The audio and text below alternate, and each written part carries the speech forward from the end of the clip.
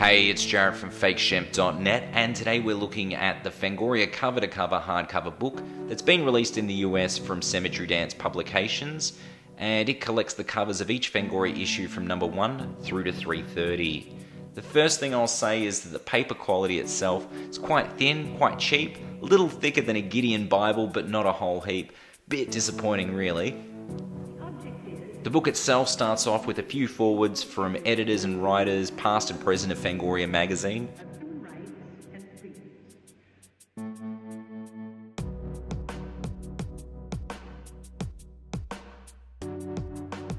Then shortly after that we move into some rather brief outlines of each issue, some super brief in fact. Unfortunately there's no page numbers, like reference numbers, next to the issues they're talking about. A little disappointing because the page numbers don't correspond with the issue numbers.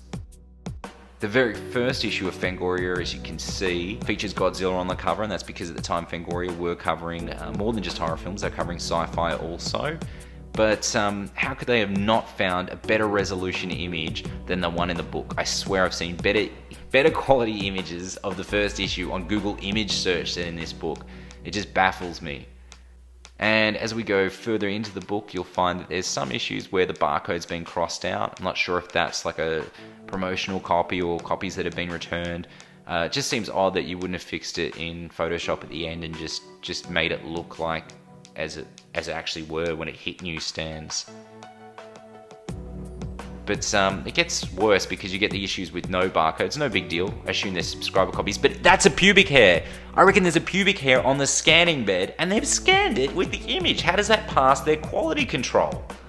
I don't know. That's crazy. In my opinion, that's crazy. Then simple things like when they've scanned the issues, they've obviously scanned like real issues. They haven't even lined them up properly on the scanning bed. As you can see, the spine's not aligned properly. And that's the case with pretty much, I'd say, a good half of the book. Then you get to midway, maybe 3/4 through the book, and you find that there's a lot of issues where the images are so dark, they're non-representative of the finished product at all. Just bizarre, very unusual. But it does get worse because by the time you get to maybe about issue 301 or thereabouts, for about maybe 10 or more issues, you get these really super low res. Like this is not 300 dpi, this is like 72 dpi or worse. So pixelated, like it's ridiculous.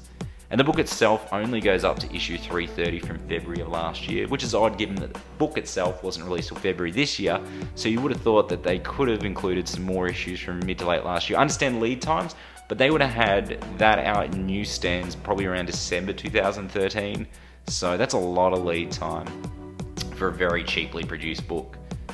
And then we get a bit of a closing word from Michael Gingold, a bit about the authors, and then you can sort of see the paper quality again. Looks rather weathered. And yeah, that's that. I mean, it's a bit of a half-assed job, but I never thought we'd see all these classic Fangoria covers in a book, so I'm kind of glad to have that, but just feel a little bit screwed as a collector. Question is not response.